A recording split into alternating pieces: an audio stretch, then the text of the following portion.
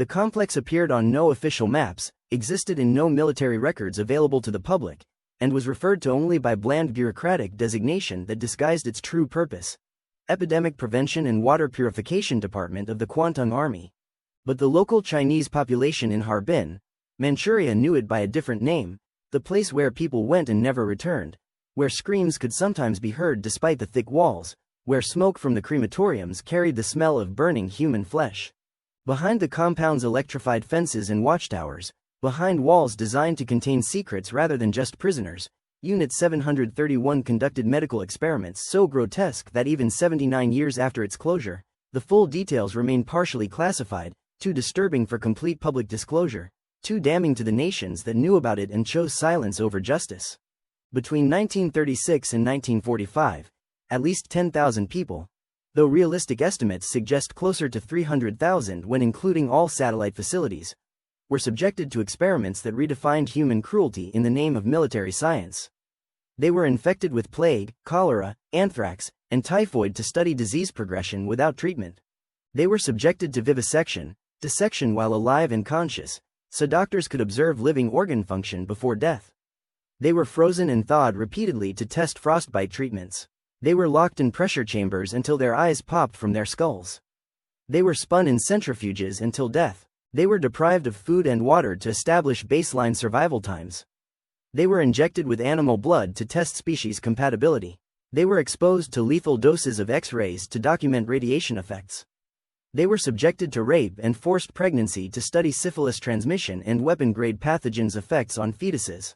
And when the experiments were complete, when the subjects had provided all the data their tortured bodies could yield, they were killed, murdered to prevent testimony, cremated to destroy evidence, reduced to ashes and anonymous statistics in research papers that would later be used by American scientists who granted immunity to the perpetrators in exchange for their data. This is the story of Unit 731, the Imperial Japanese Army's biological and chemical warfare research program that turned human beings into experimental animals, that conducted atrocities matching or exceeding Nazi death camp horrors, but which remains far less known in Western historical consciousness because the Allied powers, particularly the United States, chose to cover up the crimes in exchange for scientific data and strategic advantage against the Soviet Union. It's about the doctors who designed the experiments, educated physicians who'd taken oaths to do no harm but who rationalized torture as necessary military research. About the subjects they called logs, or monkeys, dehumanizing language that made it psychologically easier to dissect living prisoners and inject children with plague. About the Japanese government that funded and authorized the program, that deployed biological weapons developed through these experiments against Chinese civilians, that murdered entire villages to test weapon effectiveness. About the American occupation forces who discovered the program after Japan's surrender and faced a choice: prosecute the perpetrators for war crimes or grant them immunity in exchange for research data that US scientists wanted and didn't want the Soviets to obtain. And about the decision to choose data over justice, to protect war criminals because their knowledge was valuable, to hide the truth for decades because acknowledging it would reveal American complicity in covering up atrocities that rivaled Nuremberg's charges.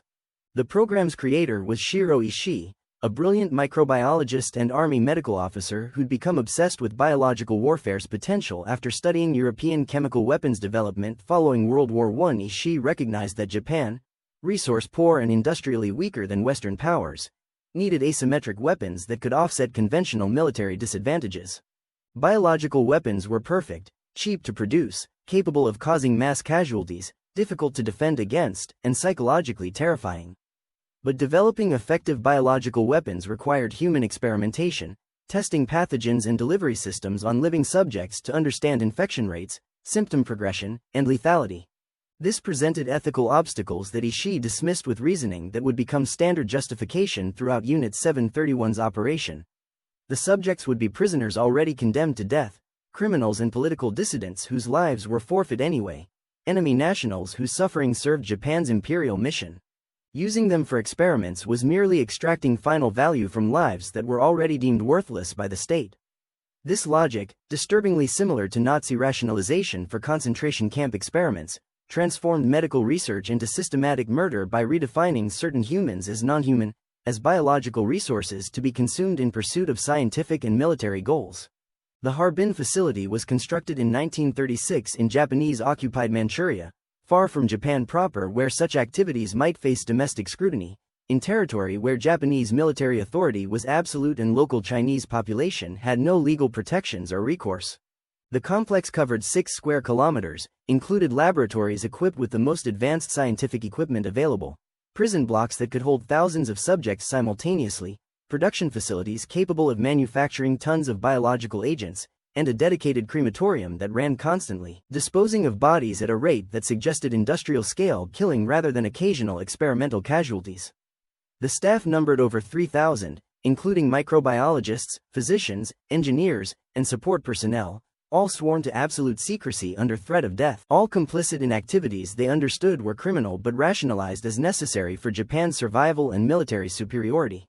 The facility operated under military security protocols that made it essentially invisible. Locals who asked questions disappeared, foreign observers were kept away through aggressive perimeter security, and even other Japanese military units had limited knowledge of what Unit 731 actually did beyond vague references to disease research and epidemic prevention.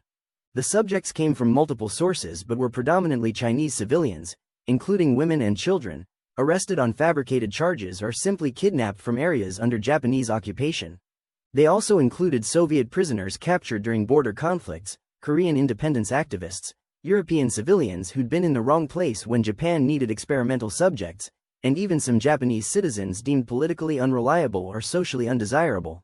Once imprisoned in Unit 731, subjects were stripped of names and referred to by numbers, processed through intake procedures that included medical examinations designed to establish baseline health before experimentation began.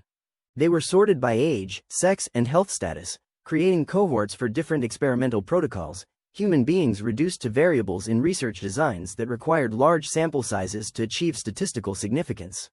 The researchers maintained detailed records of each subject's background, physical condition, and experimental treatment, documentation that would later prove invaluable to American scientists who obtained these records and used them without crediting their horrific origins.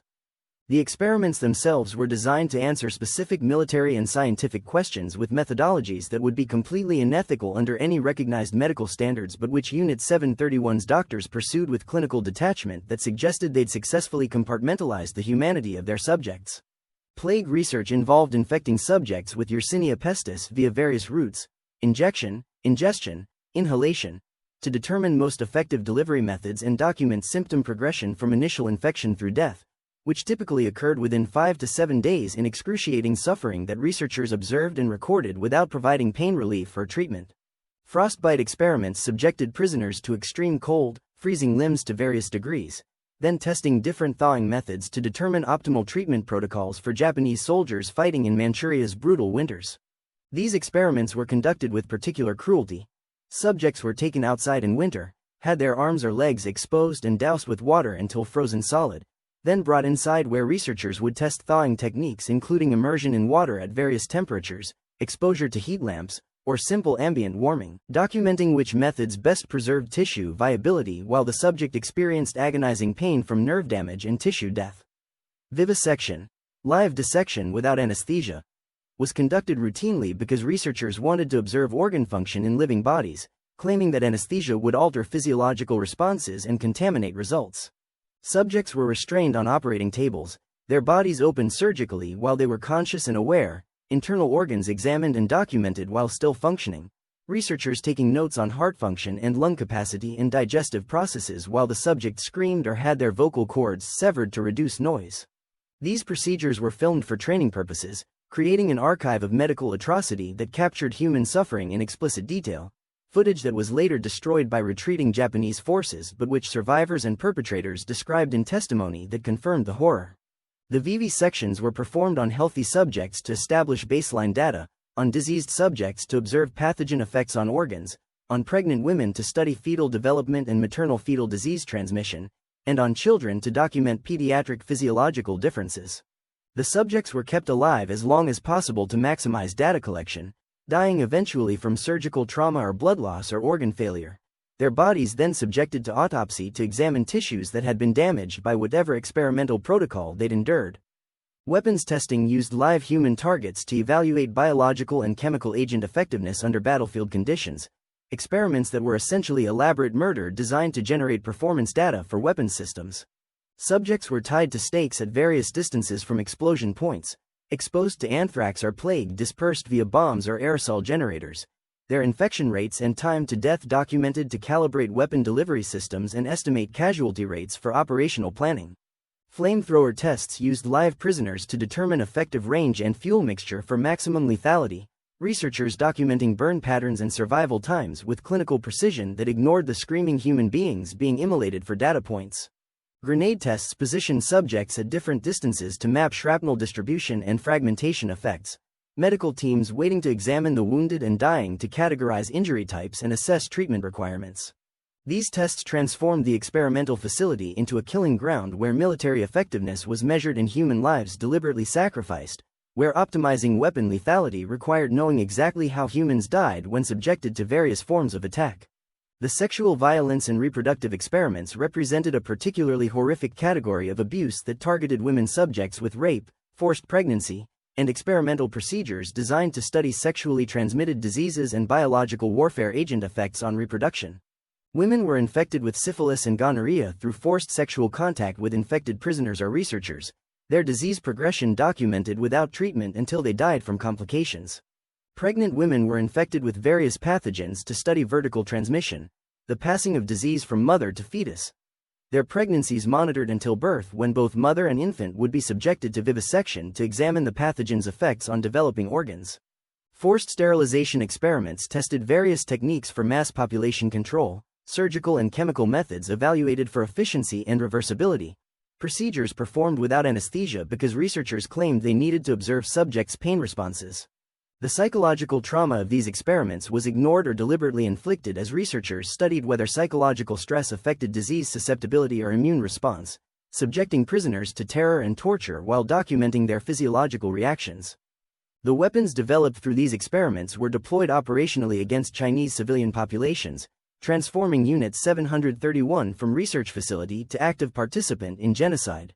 Between 1940 and 1942, Japanese forces conducted at least 12 documented biological warfare attacks against Chinese cities and villages, deploying plague-infected fleas, cholera-contaminated water supplies, and anthrax-laced food, causing epidemics that killed hundreds of thousands of civilians and continued spreading disease long after the initial attacks.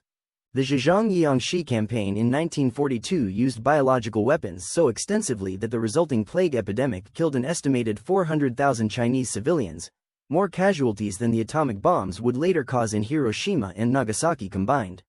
These weren't experimental accidents or isolated incidents but deliberate military operations that applied Unit 731's research to create terror and death among civilian populations, war crimes that violated every principle of international law and human decency but which Japan pursued as legitimate tactics in their imperial conquest. The human cost of Unit 731's operations extended beyond direct victims to include the long-term effects on survivor populations and families, the epidemics that continued spreading after the war ended, and the psychological trauma carried by the small number of subjects who somehow survived. Most subjects were killed before liberation either through experimental protocols or through deliberate execution as Japan prepared to surrender, a systematic murder designed to eliminate witnesses who could testify about what had been done. The few who survived, prisoners who'd escaped during the final chaos or who'd been overlooked in the evacuation, carried physical scars from experimentation and psychological trauma from witnessing horrors that no human should endure. Their testimony, provided to Soviet and later Chinese investigators, documented the basic facts of Unit 731's operations but was dismissed by Western powers as communist propaganda, a convenient excuse that allowed American occupation authorities to avoid investigating claims that would complicate their negotiations with Japanese scientists. The American decision to grant immunity to Unit 731 personnel in exchange for experimental data was made at the highest levels of occupation authority and reflected Cold War strategic calculations that prioritized scientific advantage over justice. General Douglas MacArthur's headquarters learned about Unit 731 shortly after Japan's surrender when Soviet forces, which had overrun the Harbin facility, began interrogating captured personnel. The U.S. military realized the Soviets were obtaining valuable biological warfare data and decided they needed access to the same information to maintain strategic parity. Negotiations with Shiro Ishii and other senior Unit 731 scientists produced an agreement, full disclosure of experimental results and biological warfare techniques in exchange for immunity from war crimes prosecution and protection from Soviet demands for extradition. The scientists provided thousands of pages of data documenting their experiments, infection rates, disease progression timelines, autopsy results, weapon effectiveness studies. Information that American biological warfare researchers found extremely valuable because it represented human experimentation that U.S. scientists couldn't legally conduct. The ethical compromise was explicit. Grant immunity to war criminals who'd tortured thousands of people in exchange for data that would advance American military capabilities and deny that same data to Soviet competitors. The cover-up required active deception of Allied war crimes tribunals and suppression of evidence that would have supported prosecution. When Soviet prosecutors at the 1946 Khabarovsk war crimes trial charged Japanese biological warfare personnel with crimes against humanity and requested cooperation from American authorities, the U.S. denied having relevant information and refused to extradite personnel who were secretly being interviewed and granted immunity. The Tokyo War Crimes Tribunal, which prosecuted Japanese leaders for other atrocities, never charged anyone with Unit 731 related crimes because American prosecutors, who had dominant influence over the tribunal, deliberately excluded biological warfare from the indictment. This wasn't oversight but calculated decision. Prosecuting Unit 731 would reveal that Americans were granting immunity and using the experimental data, would expose the deal that had been made, would create political embarrassment and possibly legal complications for scientists and officials who'd participated in the cover-up. The result was historical injustice where Nazi doctors were hanged at Nuremberg for experiments less extensive than Unit 731's, while Japanese doctors who'd committed comparable or worse atrocities went free, resumed medical careers in post-war Japan, and in some cases achieved prominent positions in Japanese medical establishment and pharmaceutical industry. Shiro Ishii, the architect of Unit 731, lived until 1959, dying of throat cancer at age 67, never prosecuted, never publicly held accountable, spending his post-war years working as a consultant to American biological warfare programs and later managing a clinic in Tokyo. Several of his subordinates became presidents of medical schools, hospital directors, and pharmaceutical company executives, their Unit 731 experience never officially acknowledged but functioning as informal credential that demonstrated willingness to pursue results regardless of ethical constraints, a characteristic apparently valued by post-war Japanese institutions. The silence about their past was maintained through mutual agreement between Japan and the United States. Japan benefited from not having its medical establishment purged and prosecuted. The U.S. benefited from continued cooperation and access to Japanese biological warfare expertise, and together they constructed a historical narrative that minimized or denied Unit 731's existence and scope. This narrative began fragmenting in the 1980s and 1990s as documents were declassified and survivors came forward. But by then the perpetrators were mostly dead, official apologies were carefully worded to avoid legal liability, and full historical reckoning was complicated by Cold War context that had made the original cover-up seem strategically necessary. The scientific value of Unit 731's data remains contested, with some researchers arguing the experiments produced useful information about disease progression and biological warfare that couldn't have been obtained through ethical means, while others contend the data was scientifically questionable because the extreme conditions of experimentation, subjects who were malnourished, traumatized, and subjected to multiple stressors, made results non-generalizable to normal populations. The ethical debate focuses on whether data obtained through torture and murder should ever be used, even if scientifically valid, whether citing such research legitimizes the crimes that produced it, and whether there's meaningful difference between conducting unethical experiments and benefiting from data those experiments generated. American biological warfare researchers clearly found the data valuable. They incorporated Unit 731's findings into their own programs, used the information to accelerate American biological weapons development, and considered the immunity deal worthwhile despite its moral cost. But whether that data actually provided significant scientific advances or primarily confirmed things that could have been learned through ethical research remains debated, with critics arguing that the supposed strategic value was exaggerated to justify decisions that were morally indefensible regardless of what knowledge they produced. The Japanese government's official position has evolved from complete denial in the immediate post-war period to grudging acknowledgement that Unit 731 existed and conducted questionable activities, while still refusing full accountability or comprehensive disclosure of classified documents that would reveal the program's complete scope.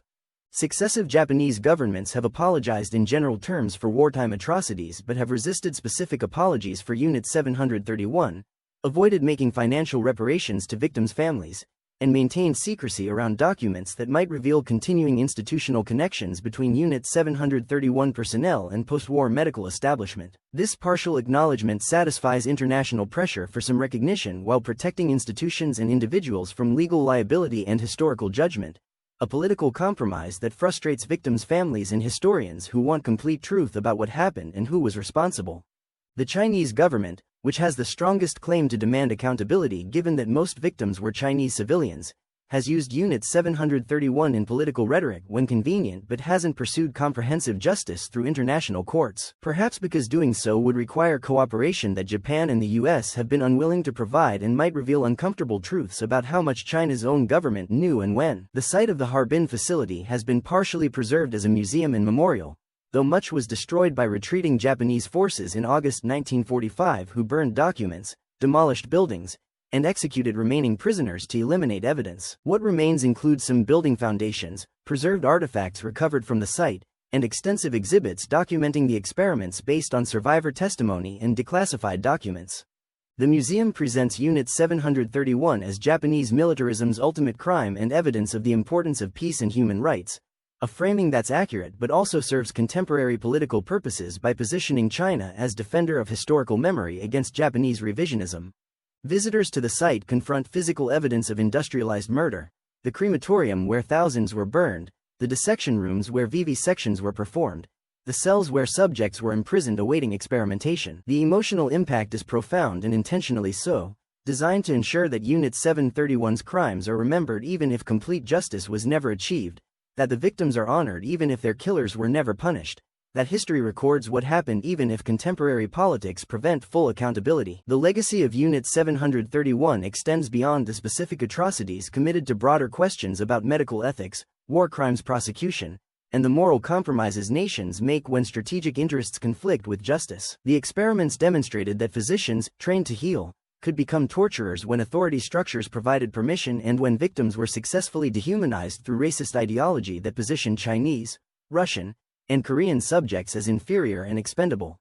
This transformation didn't require sadistic monsters but merely ordinary doctors who accepted their government's framing of the research as necessary and legitimate, who compartmentalized the humanity of their subjects, who prioritized scientific advancement and military effectiveness over ethical constraints that they were taught didn't apply during wartime emergency. The post-war immunity deal demonstrated that victor nations, despite prosecuting war crimes and establishing international law principles at Nuremberg, would abandon those principles when strategic advantage required it, that justice was negotiable when data or expertise was valuable, that moral clarity about accountability existed only until it conflicted with Cold War competition.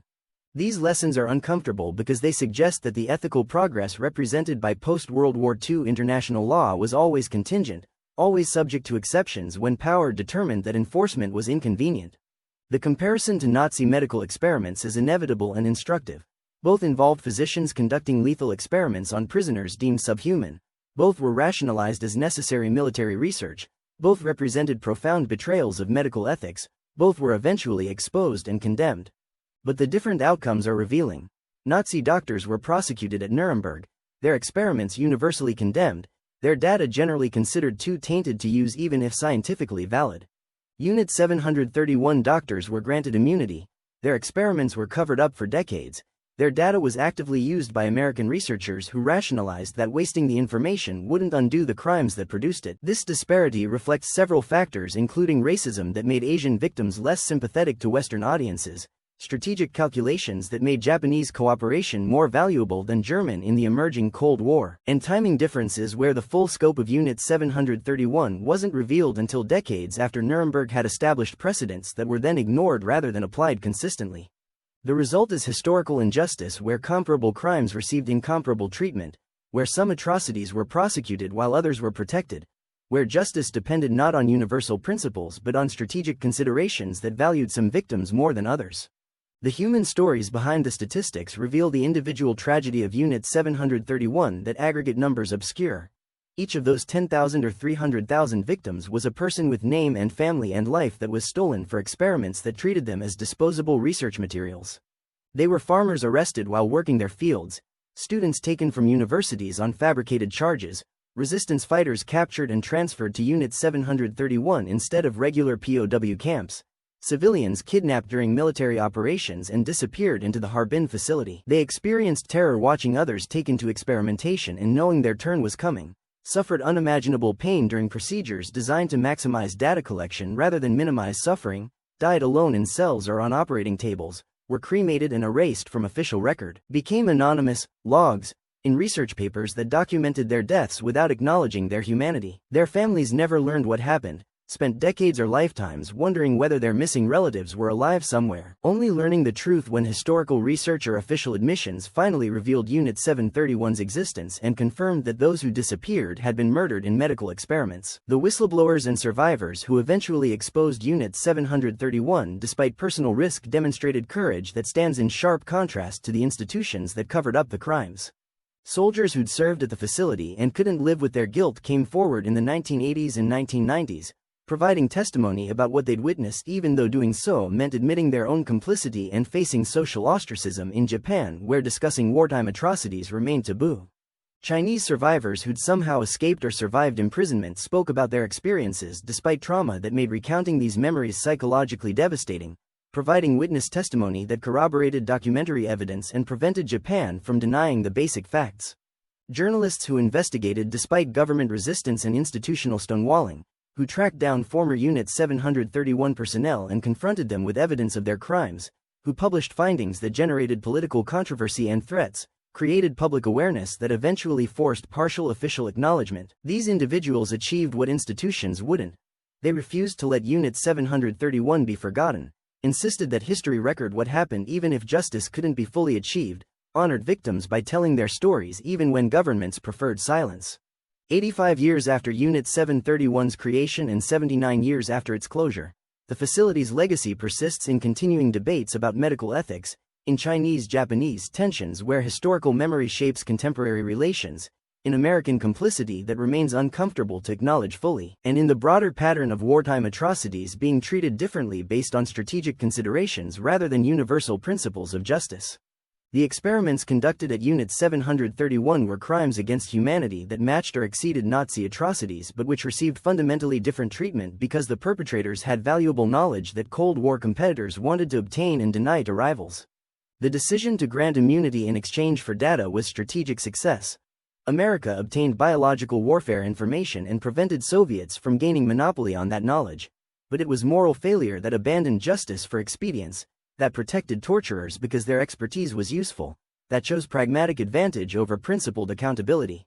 That choice shapes how we understand post-war justice and international law, reveals that the principles established at Nuremberg applied selectively when strategic interests conflicted with prosecution, demonstrates that victor's justice meant different standards for different defeated powers based on calculations about future utility rather than universal moral principles. The victims of Unit 731 deserved better, deserved justice, deserved prosecution of their torturers, deserved acknowledgement from nations that covered up the crimes for strategic purposes. They deserved a world where medical ethics meant something absolute, where doctors couldn't transform into torturers because authority provided permission, where human subjects couldn't be reduced to experimental animals through dehumanizing language and racist ideology. They deserved accountability that would prevent future atrocities by establishing clear consequences for such crimes, rather than immunity deals that taught future perpetrators that strategic value could override moral culpability. They didn't receive any of this, instead becoming forgotten victims of crimes that were hidden for decades and only partially acknowledged when exposure became unavoidable. Their legacy is the museum at Harbin, the historical research documenting what happened, the ethical principles developed in response to revelations about Unit 731 and other World War II experiments, and the uncomfortable truth that justice sometimes loses to strategic expediency, that moral clarity can be abandoned when power determines that enforcement is inconvenient, and that some atrocities remain unpunished not because evidence is lacking but because punishment would conflict with interests that nations value more than accountability. Unit 731 happened because Imperial Japan valued military advancement over human life, continued because institutions prioritized research over ethics, and was covered up because Cold War powers chose strategic advantage over justice. Those choices produced one of history's great atrocities and one of its great injustices, thousands tortured and murdered for military science, their killers protected and freed, their deaths providing data that was used without acknowledgement of its horrific origins, their memory suppressed for decades to protect institutions that had valued secrecy over truth. Remembering Unit 731 requires confronting not just what Japanese doctors did but what American authorities enabled by choosing data over justice. Not just documenting the experiments but acknowledging the cover-up. Not just honoring victims but recognizing that their sacrifice was compounded by the world's decision that prosecuting their torturers was less important than obtaining military advantage from the knowledge those tortures produced.